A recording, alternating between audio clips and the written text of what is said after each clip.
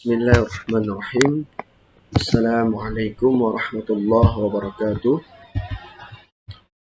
Alhamdulillah rabbil alamin. Wassalatu wassalamu ala asyrafil anbiya wal mursalin wa ala alihi washabihi ajma'in. Puji syukur kehadirat Allah, salawat kepada baginda Rasulullah sallallahu alaihi wasallam. Alhamdulillah, pada kesempatan yang berbahagia ini kita akan mempelajari pelajaran penjaskes pada bab terakhir, yaitu bab 10 ya, tentang menjaga keselamatan diri dan orang lain di jalan raya. Bab ini merupakan bab terakhir ataupun bab penutup ya, untuk kelas 8 semester 2 tingkat MTS. Adapun tujuan dari kita mempelajari bab ini, yang pertama memahami pengertian keselamatan diri dan orang lain di jalan raya. Yang kedua, memahami manfaat menjaga keselamatan diri dan orang lain di jalan raya. Yang ketiga, memahami dampak tidak menjaga keselamatan diri dan orang lain di jalan raya. Ya, yang terakhir, memahami cara menjaga keselamatan diri dan orang lain di jalan raya. Bab ini penting untuk kita pelajari karena kita hampir setiap harinya ya itu menggunakan jalan raya ya.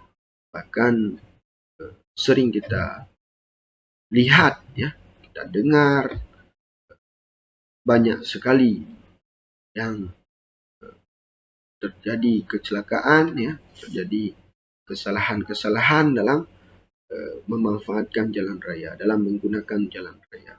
Makanya pada bab ini ya, kita akan salah satunya juga akan memahami ya cara menjaga keselamatan diri ya dan orang lain di jalan raya. Makanya bab ini salah satu bab yang sangat penting untuk kita pelajari. Baik, kita mulai.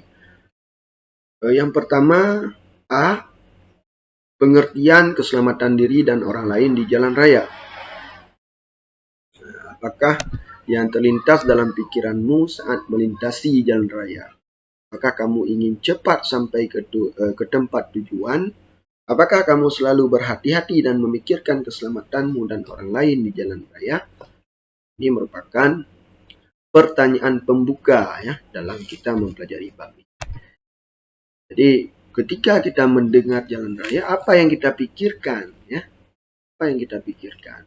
Apakah ingin cepat sampai ke tempat tujuan ya, ataupun kita memperhatikan ataupun memikirkan keselamatan kita ya, keselamatan kita dan orang lain di jalan raya.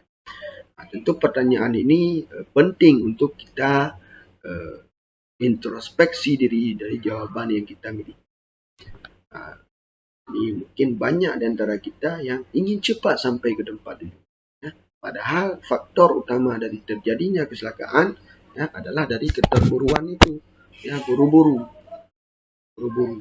Jadi si A buru-buru, si B buru-buru, sehingga terjadilah kecelakaan, terjadilah tabrakan dan lain sebagainya ya. Padahal seandainya dia jalan pelan-pelan ya, dia jalan santai ya, dia berkendara santai misalnya, dia akan tiba ke tempat tujuan juga tidak begitu lambat ya, mungkin hanya tertinggal 5 ataupun 10 menit ya, jika jaraknya hanya 10 km.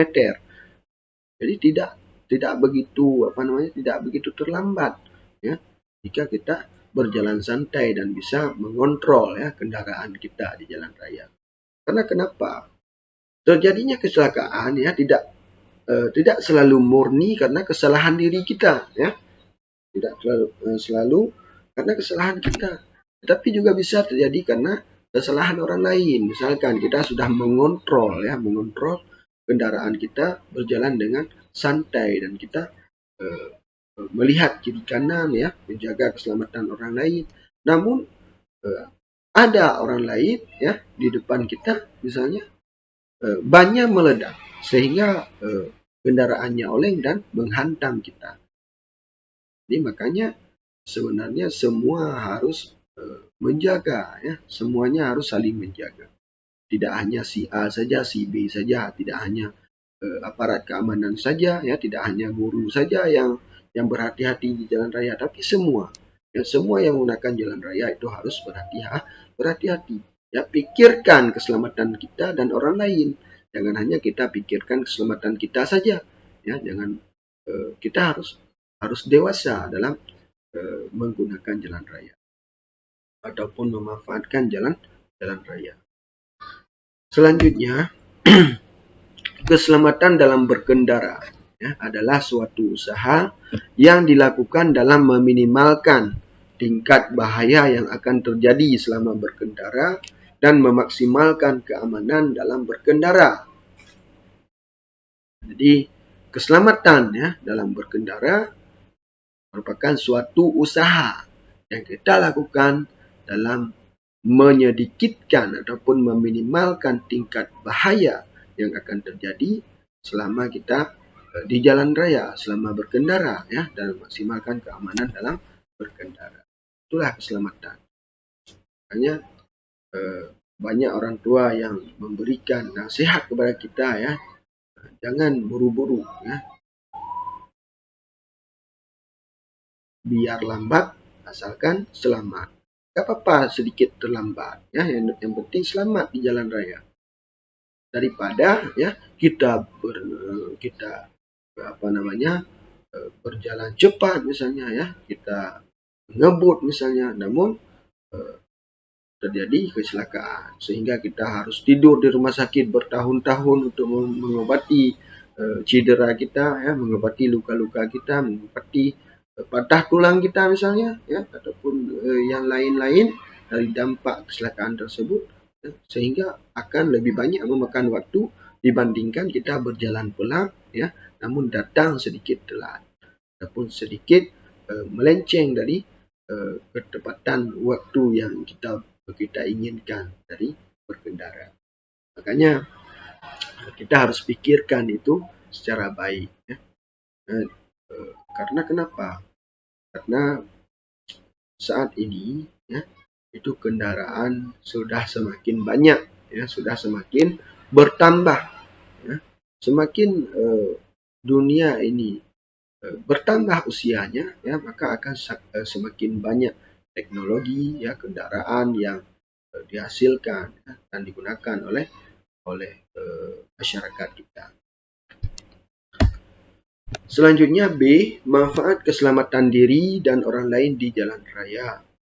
Nah, menurut pendapatmu, apakah gunanya peraturan lalu lintas? Nah, mengapa pengendara motor wajib memakai helm dan pengendara mobil wajib menggunakan sabuk pengaman? Apa kira-kira jawabannya? Ya. Apakah peraturan lalu lintas itu penting bagi kita pengguna jalan raya ataupun tidak penting?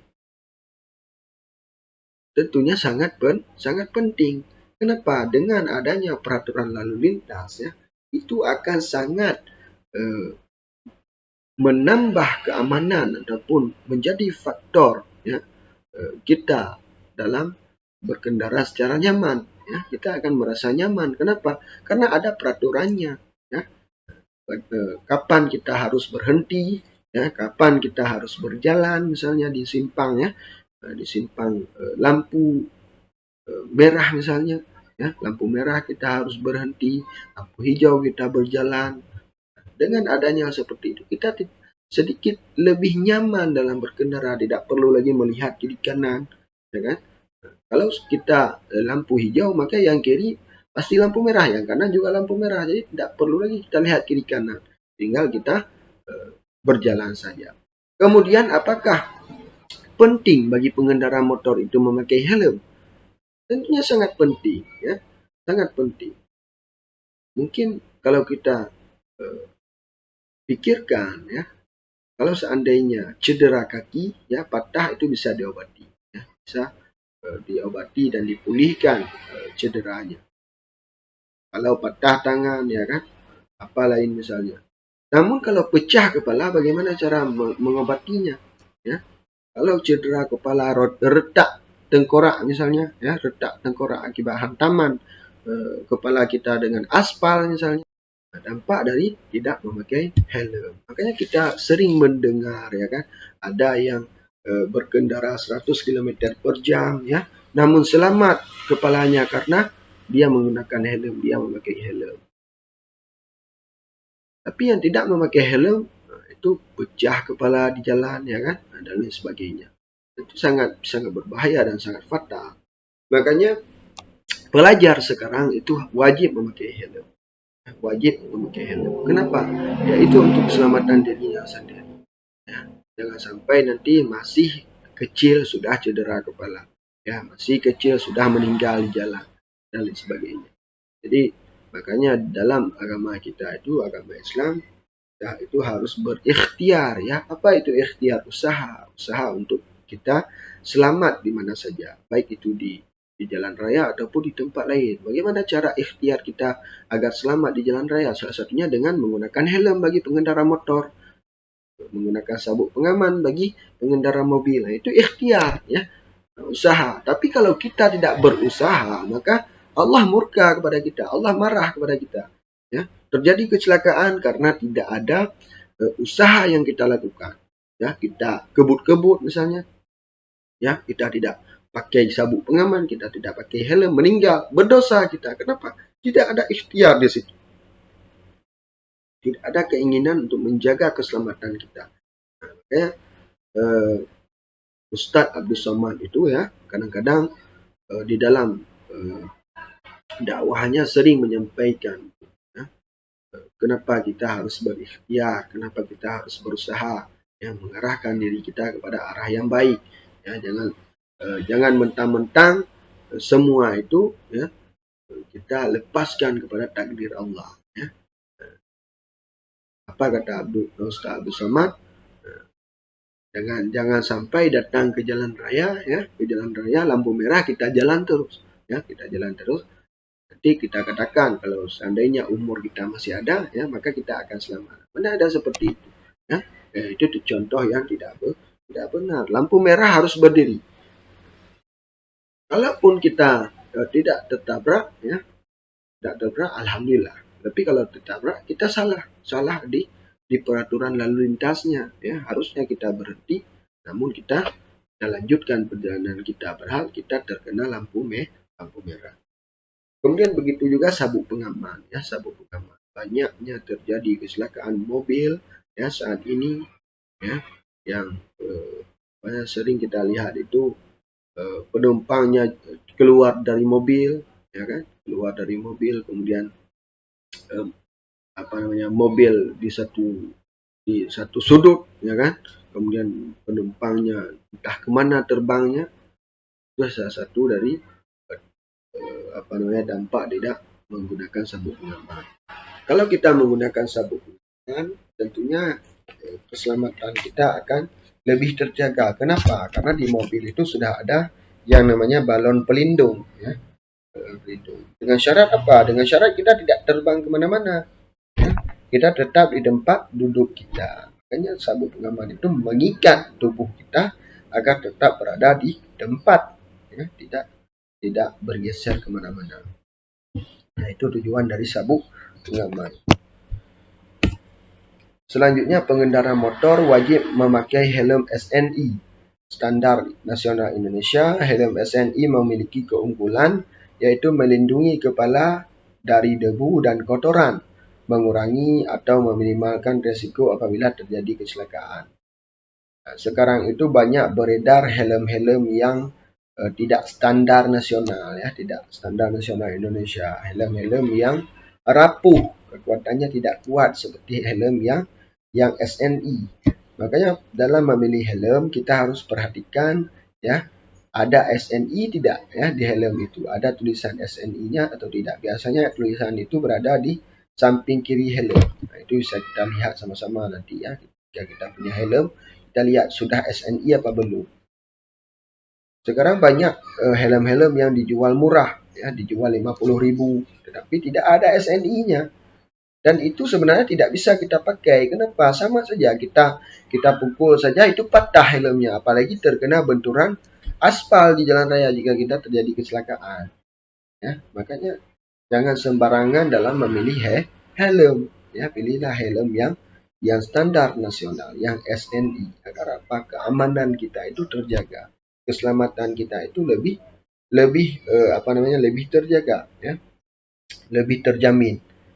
Jadi seperti itu. Selanjutnya, pengendara mobil wajib menggunakan sabuk pengaman yang bermanfaat untuk mengurangi resiko apabila terjadi kecelakaan, mencegah kepala pengemudi terbentur kaca depan dan badan ke setir. Itu guna dari sabuk pengaman. Ya, terjadi kecelakaan, kita punya sabuk pengaman dan kita pasangkan sabuk pengaman, maka itu akan sangat melindungi kita dari bahayanya ataupun dari dampak terjadi kecelakaan tadi. Jadi makanya sangat penting kita perhatikan ketika kita di dalam mobil, ya, maka kita pasangkan terlebih dahulu sabuk pengaman. Ya. Itu sebagai ikhtiar kita dalam menjaga keselamatan diri dalam berkendara. Kemudian selanjutnya, yang pertama itu sampai tujuan dengan selamat. Pengguna jalan raya, baik pengendara sepeda motor dan mobil maupun angkutan umum, wajib menaati rambu-rambu lalu lintas agar dapat sampai ke tempat tujuan dengan selamat. Jadi, rambu-rambu lalu lintas itu bertujuan agar kita nyaman, ya, di dalam berkendara, agar kita nyaman dalam menggunakan jalan lalu lintas, ya, agar kita dapat sampai ke tempat tujuan dengan selamat. Jadi peraturan lalu lintas itu sebagai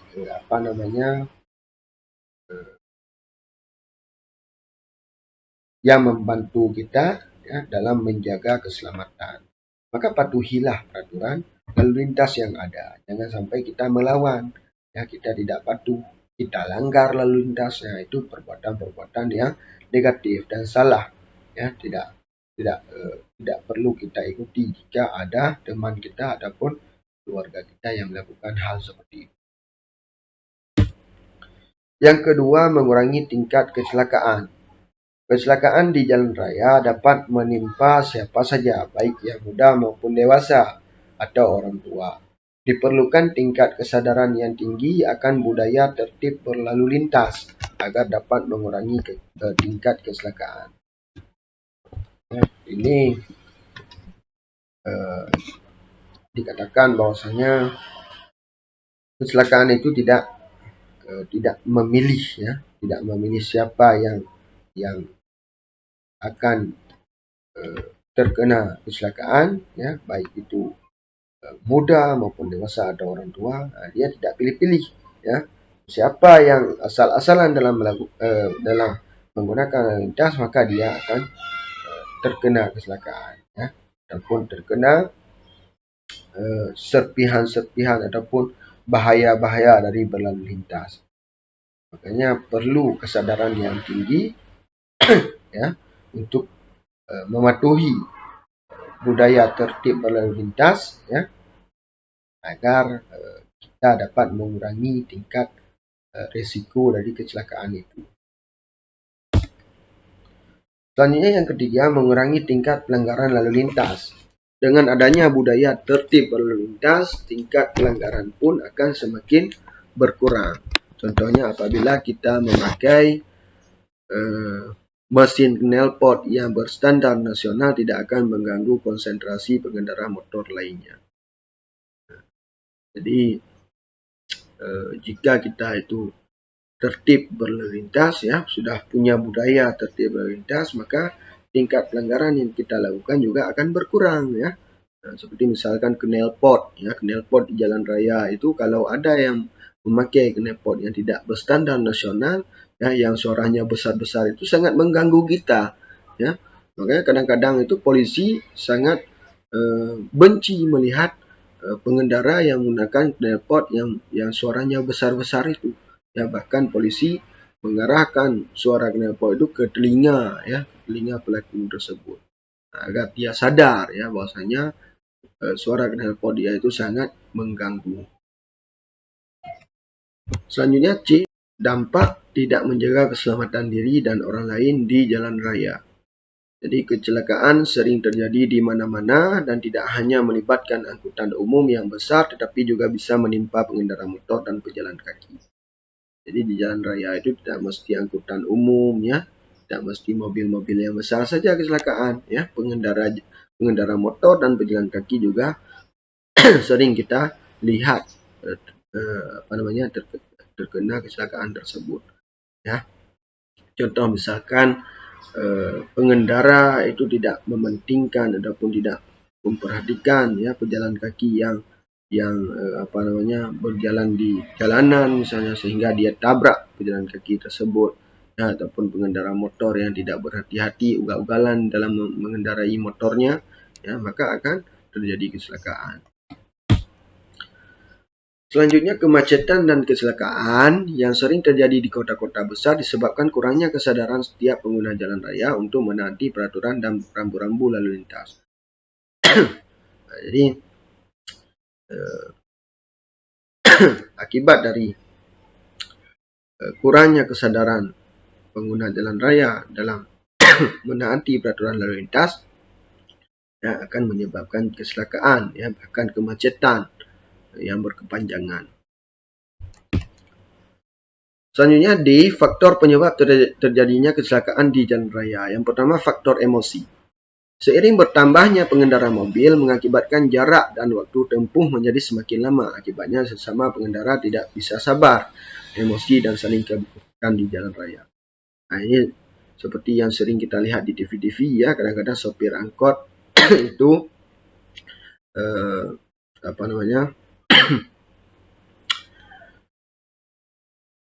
tersurut emosi ya, kemudian memarahi pengguna jalan lainnya, misalnya pengendara mobil ya, ataupun sopir bus ya, marah-marah ke pengendara sepeda motor misalnya. Nah, itu salah satu faktor penyebab terjadinya kecelakaan ya, karena yang pertama ini ya, faktor emosi.